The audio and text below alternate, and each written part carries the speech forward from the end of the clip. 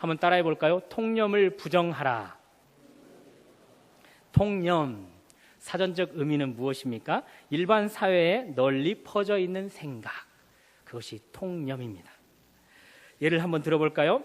성경에 나타난 기적, 그리고 이적, 한국 교회에서는 더 이상 찾아보기 어렵다. 복음의 불모지, 선교 현장에서만 가능할 일이다. 통념입니다. 통념을 대체로 수용하는 분위기가 한국 교회가 돼버렸습니다. 제가 한 번은 꿈을 꾸었습니다.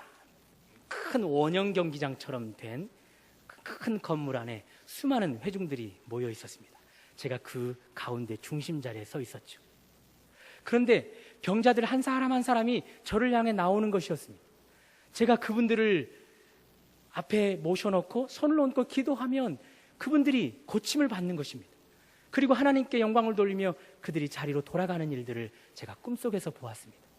생각했죠. 하나님께서 저에게 이런 치유의 사역을 허락하시겠나 보다.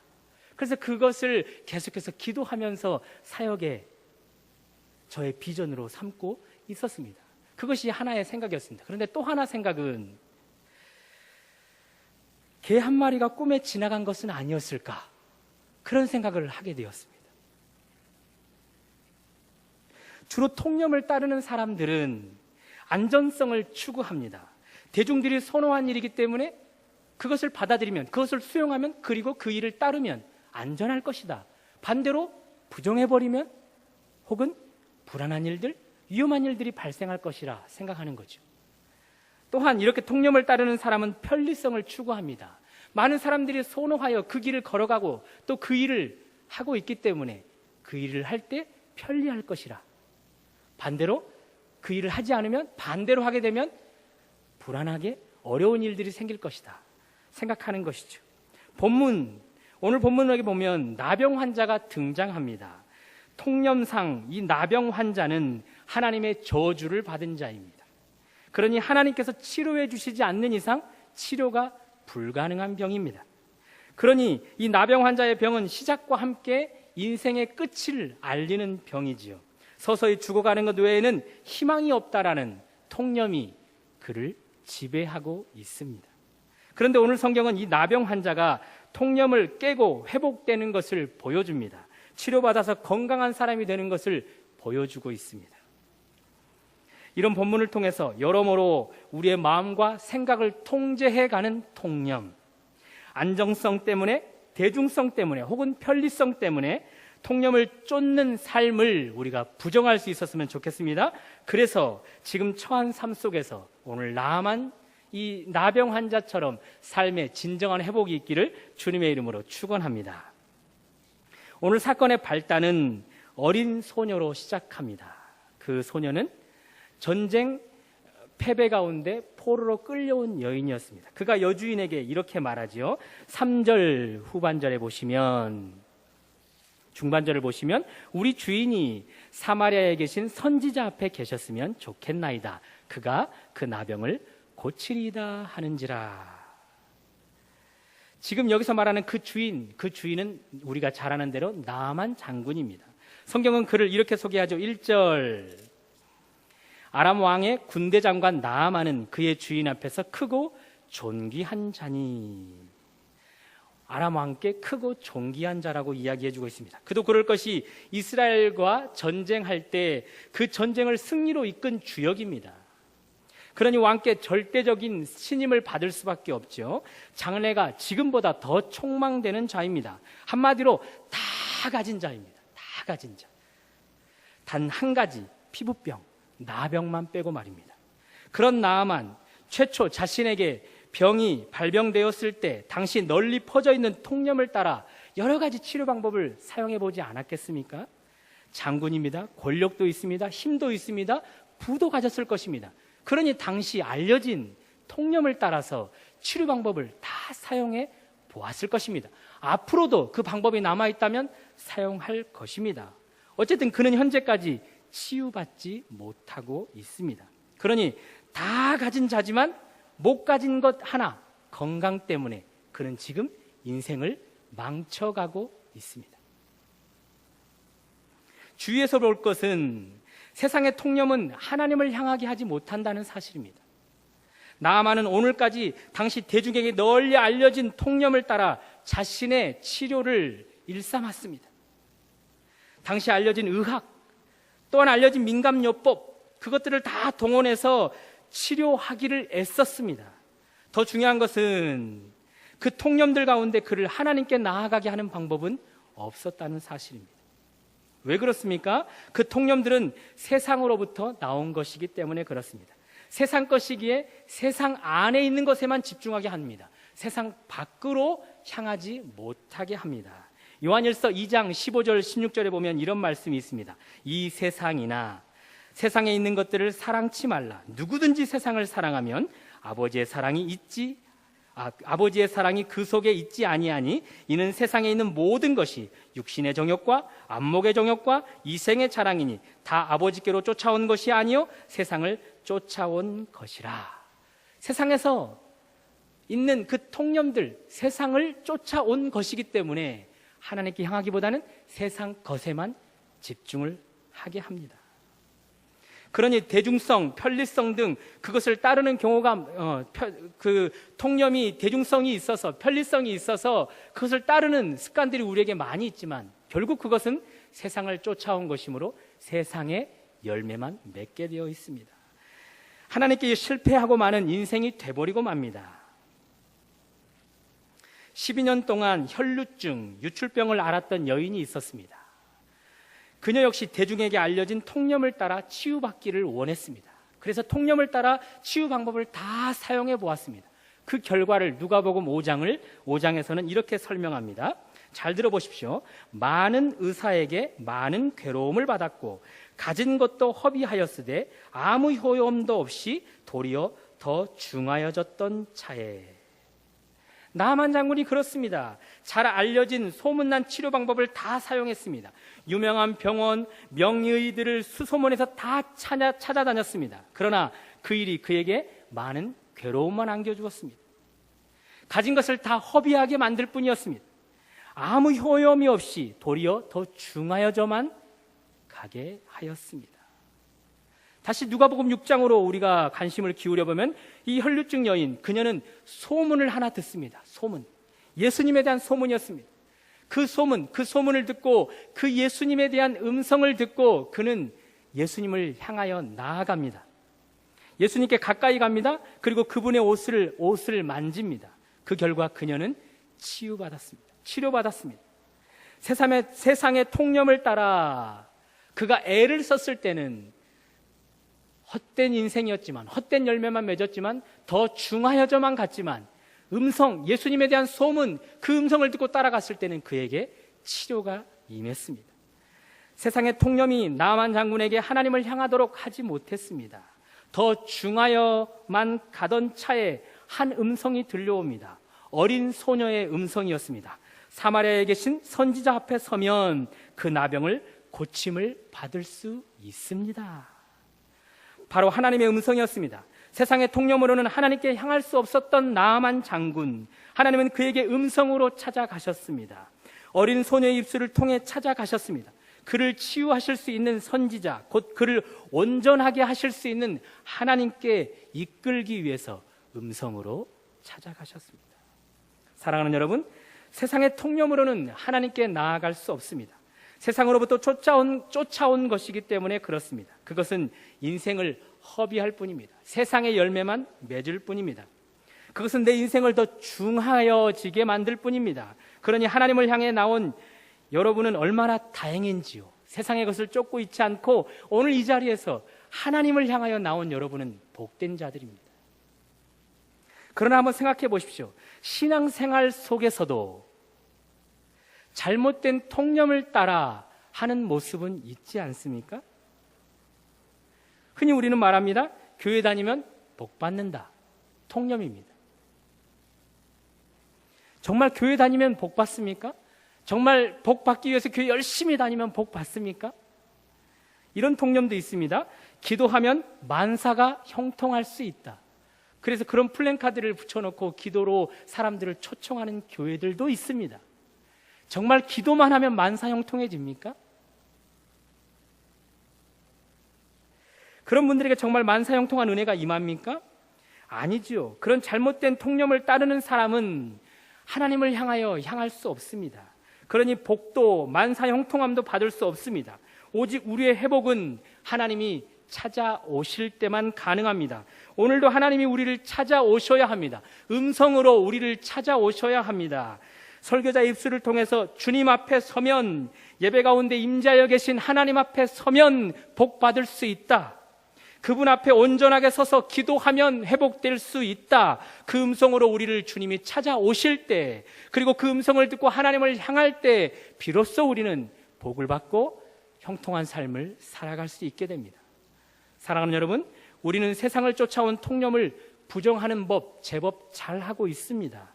그러나 신앙생활 가운데 자리 잡고 있는 잘못된 통념은 거부하는 일을, 부정하는 일을 힘들어합니다.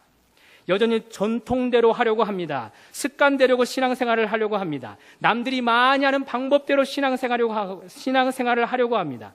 그 안에 잘못된 통념들이 많이 있습니다. 하나님께 향하지 못하게 하는 것들이 많이 있습니다. 그러니 그런 것들을 부정해야 합니다. 그러면 어떻게 합니까? 나를 부르시는 하나님의 음성을 쫓고 나아가야 합니다. 그 음성을 들으시고 그 음성을 믿으시고 그것이 나를 참 하나님께 향할 수 있음을 믿으시고 그 하나님을 향하여서 회복을 맛보아야 하는 것입니다. 그런 은혜가 여러분과 저에게 있기를 주님의 이름으로 축원합니다. 나아만 장군 어린 소녀의 말을 귀담아 들었습니다. 그 음성을 붙잡았습니다. 그리고 결정했습니다. 음성을 따르기로 말입니다. 곧 왕에게 그녀의 말을 전달했습니다. 그런데 여기서도 세상을 쫓아온 통념을 볼 수 있는데요, 그 왕이 나아만 장군을 보내면서 이스라엘 왕에게 보내는 편지 내용이 이렇습니다. 5절이죠. 제가 한번 읽어드리겠습니다. 아람 왕이 이르되 갈지어다. 이제 내가 이스라엘 왕에게 글을 보내리라 하더라.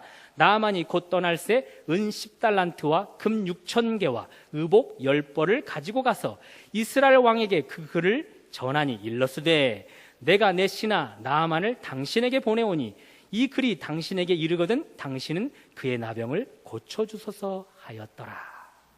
나아만 왕, 그에게는 통념이 있었습니다. 고민했지요. 신이 많은 이 부하 나아만을 어느 곳으로 보낼까? 그를 고칠 힘과 능력 어디에 있을까?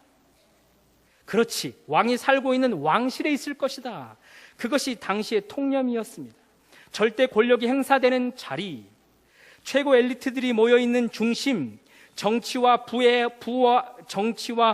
핵심의 자리, 그곳에 바로 나아만을 고칠 힘과 능력이 있을 것을 이 왕은 통념으로 가지고 있었습니다. 정말 세상의 통념처럼 정말 왕실에 사람을 회복할 힘과 능력이 있었을까요? 나아만이 편지를 들고 찾아가서 만날 그 이스라엘 왕이 하는 고백을 한번 여러분들이 들어보십시오. 7절입니다. 7절. 이스라엘 왕이 그 글을 읽고 자기 옷을 찢으며 이르되 내가 사람을 죽이고 살리는 하나님이냐? 그가 어찌하여 사람을 내게로 보내 그의 나병을 고치라 하느냐? 나는 이런 힘과 능력이 없다. 사람을 죽이고 살리는 것은 하나님의 고난이지 나에게는 그런 능력이 없다 라고 이야기합니다. 그런 이 왕의 고백은 솔직한 고백입니다. 그에게는 능력도 어떤 힘도 없습니다. 그런 힘은 하나님께만 있습니다. 하나님이 아닌 이상 왕에게는 그런 힘이 없습니다. 아니 왕실 그 이상이라도 마찬가지입니다. 여기서 알 수 있지 않겠습니까? 세상 통념은 우리를 향해 점점 소리를 외치고 있습니다. 높은 곳으로 가라. 그리고 높은 사람을 의지해라. 그러면 회복될 수 있다. 그러면 지금보다 형통한 삶을 살 수 있다. 그 통념들은 우리를 향해 외칩니다. 요즘 세상엔 어떤 억울한 일들을 당할 수 있다. 그러니 법조계에 있는 친구 정도는 사귀고 있어야 한다. 건강하게 살려면 의사 친구 하나쯤은 내게 가까이 두어야 한다. 세상 통념은 계속해서 우리를 향해 이야기합니다. 성공하려면 무조건 좋은 대학 가야 한다. 좋은 대학을 가야만 취업길이 열리고 장래가 보장된다. 사업에 성공하려면 그 분야에 성공한 사람들과 관계를 잘 맺어야 한다. 회사에서 인정받으려면 상사에게, 임원들에게 잘 보여야 한다. 그래서 많은 사람들이 이렇게 대중적인 통념을 따라 살아가고 있습니다. 인맥을 총동원하여 살아가고 있습니다. 물질을 총동원하여 살아가고 있습니다. 나아만 역시도 마찬가지죠. 그는 지금 그의 인맥을 사용해서 왕에게 편지를 보내게 만들었습니다. 뿐만 아니죠. 5절 중반절을 보시면 나아만이 떠날 때 은 10달란트, 금 6,000개와 의복 10벌을 가지고 갔음을 이야기해 주고 있습니다. 그에게 있는 뇌물을 가져다가 그 왕에게 갖다 바치려고 합니다. 여러분은 어떻습니까? 성공하기 위해서 어디로 가고 계십니까? 누구를 의지하고 계십니까? 어떤 대상을 찾고 계십니까? 어떤 대접을 그 대상에게 하고 있습니까? 오늘 성경은 말합니다. 나를 도와줄 수 있을 것 같은 사람, 내 삶을 지금보다 더 낫게 해줄 수 있을 것처럼 보이는 사람, 그 사람은 무능력하다. 그 대상은 아무런 힘도 없다. 이스라엘 왕처럼 말할 뿐이다 라고 이야기합니다. 내가 사람을 죽이고 살리는 하나님인가? 우리가 찾는 대상은, 우리가 찾는 사람은, 높이 있는 사람은, 권력자들은 그렇게 사람을 살리고 죽일 수 있는 능력이 없습니다.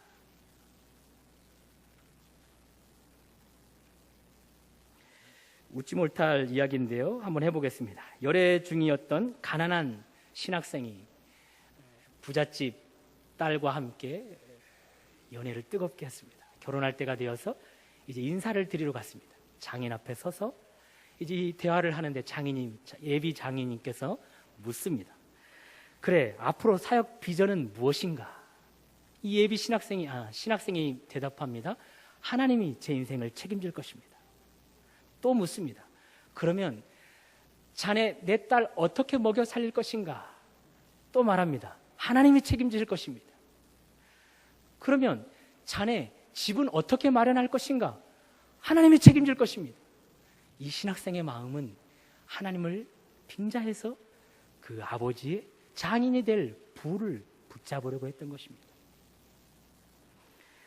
그래서 그 아내가 이제 한참 대화를 하고 나온 장인에게 그 남편에게 묻습니다. 여보, 저 사람 어때요? 저 사람은 내가 하나님처럼 보이나 봐. 세상의 통념은 높은 자리, 높은 사람에게 찾아가라. 그곳에 힘과 능력이 있다. 그렇게 말합니다. 그런데 성경은 무엇이라고 말합니까? 참 능력과 힘은 우리를 회복시키고 우리를 치유하고 우리를 변화시키고 우리를 더 낫게 할 그런 힘은 낮고 초라한 곳에 있다라고 말씀합니다. 여러분 알고 계십니까? 본질상 하나님과 본체셨던 예수님, 하나님과 동등되셨던 예수님, 그분은 인류를 구원하시기 위해서 이 땅에 오셨습니다. 그러나 주님은 화려한 왕실로, 화려한 궁전으로 가시지 않으셨습니다. 만왕의 왕이셨지만 화려한 왕궁에서 태어나지 않으셨습니다. 참 왕이시지만 화려한 왕실과 웅장한 성전은 버려두시고 오히려 초라하고 추한 말구유를 선택하셨습니다. 여러분과 저를 회복하시고 성공시키는 능력과 힘은 바로 이 예수님께 있지 않습니까? 그분은 바로 낮은 곳에 계십니다. 오히려 초라한 곳에 계십니다. 믿으십니까? 나아만은 자신을 치유할 능력이 왕실에 있을 것이라 생각했습니다. 그곳에 선지자가 있고 그곳에 하나님이 계실 거라 믿었습니다. 그곳에 가면 성공을 맛볼 것이고 그곳에 가면 회복을 맛볼 것을 믿었습니다. 그런데 그 결과는 헛되고 말았습니다. 그러나 얼마나 감사합니까? 이 실패한 나아만을 향해 또 한 번의 음성이 들려옵니다. 8절 제가 읽어드립니다. 하나님의 사람 엘리사가 이스라엘 왕이 자기 옷을 찢었다 함을 듣고 왕에게 보내 이르되 왕이 어찌하여 옷을 찢었나이까? 그 사람을, 나아만이죠, 그 나아만 장군을 내게로 오게 하소서. 그가 이스라엘 중에 선지자가 있는 줄을 알리다 하니라. 하나님이 엘리사의 입을 통해 음성을 들려줍니다. 하나님이 계신 곳으로, 낮은 곳으로 그를 인도해 가고 계십니다.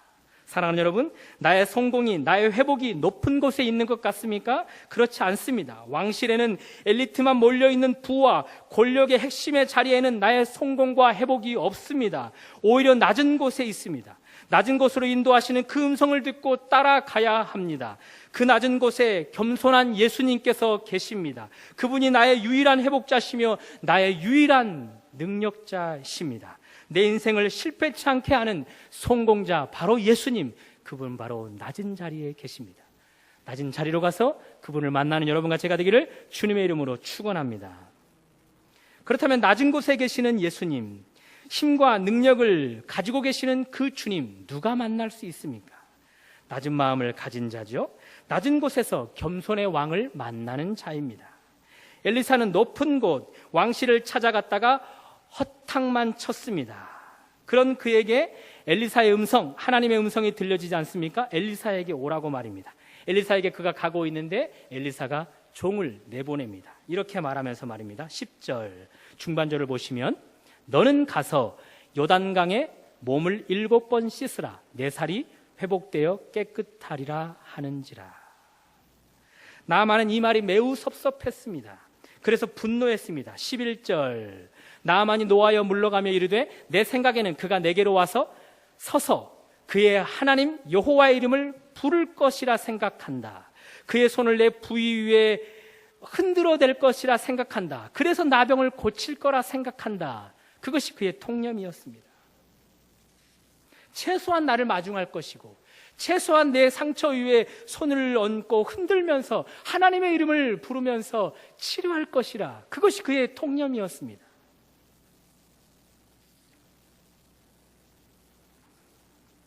자신의 통념대로 치유해주지 않는 엘리사가 마음에 들지 않았습니다. 결국 그에게 있는 교만함은 겸손함을 겸비치 않는 마음 때문에 결국 회복을 가져오지 못하죠. 그래서 그는 돌아가려고 합니다. 그때 종들이 이야기하죠. 종들이 이렇게 이야기합니다. 13절 그의 종들이 나와서 말하여 이르되 내 아버지여 선지자가 당신에게 큰 일을 행하라 말하였다면 행하지 아니하였으리까? 하물며 당신에게 이르기를 씻어 깨끗하게 하라 함이리까 하니. 선지자가 큰 일을 하라고 했으면 하지 않겠습니까? 그런데 작은 일은 더 쉽게 할 수 있지 않겠습니까? 그러니 그렇게 하십시오. 통념을 깨뜨리고 부정하고 선지자가 하라는 대로 하십시오. 그래서 그는 그 종들의 말을 듣고 드디어 그가 타고 왔던 말에서 내려옵니다. 그가 끌고 왔던 병거에서 내려옵니다. 그리고 그 자신을 낮춥니다. 겸손해졌습니다. 그 겸손해진 상태로 요단강에 들어갔습니다. 치료되었습니다. 완전히 깨끗하게 회복되었습니다. 여러분은 하나님 앞에 있으면서도 여전히 나만이 타고 있는 말 위에 서 계시려고 하는 모습은 있지 않습니까? 여전히 나만이 이끌고 왔던 병거에 머물러 있으려고 하는 모습은 없으십니까? 여전히 내 방법, 내 통념을 따라 살아가려고 하는 모습은 없으십니까? 오늘 내가 타고 있는 교만한 말에서 내려오셔야 합니다. 내가 타고 있는 화려한 병거에서 내려오셔야만 합니다. 그의 교만으로 무장된 옷을 벗어 던졌던 것처럼 우리도 겸손의 옷으로 갈아입어야 합니다. 겸손의 옷을 입을 때 온전한 회복이 있는 것입니다. 사랑하는 여러분, 다 가졌지만 한 가지 가지지 못한 것, 그것 때문에 인생이 망쳐가는 한 인생을 우리는 살펴보았습니다. 특히 세상을 쫓아온 통념을 따른 결과 계속되는 위기가 그의 생애에 따라옴을 우리는 살펴보았습니다. 그럴 때마다 하나님의 음성이 들려옵니다. 그 음성을 듣고 하나님을 향했습니다. 그 음성은 계속해서 그를 낮은 자리로 초청하고 있습니다. 겸손의 왕 예수님께 인도해 갑니다. 그곳에서 그가 겸손으로 허리를 동일 때 그의 삶은 회복을 맛보게 되었습니다. 사랑하는 여러분, 나아만 그가 궁극적으로 가지지 못한 그 한 가지는 건강이 아니었습니다. 그것은 하나님이었습니다. 하나님을 만난 결과 모든 것을 가진 자보다 더 모든 것을 가진 자로 살아갈 수 있게 되었습니다. 여러분과 저는 무엇을 가졌습니까? 혹은 무엇을 못 가졌습니까? 그것이 무엇이든지 상관없습니다. 중요한 것은 주님을 가지면 우리는 모든 것을 가질 수 있다는 사실입니다. 바라기는 세상을 쫓아온 통념을 부정하시고 낮은 자리로 이끌어가는 주님의 음성을 따라 겸손으로 허리를 동이어 오늘도 하나님으로 말미암은 참된 회복과 삶의 승리, 그 삶을 맛보시기를 주님의 이름으로 축원합니다.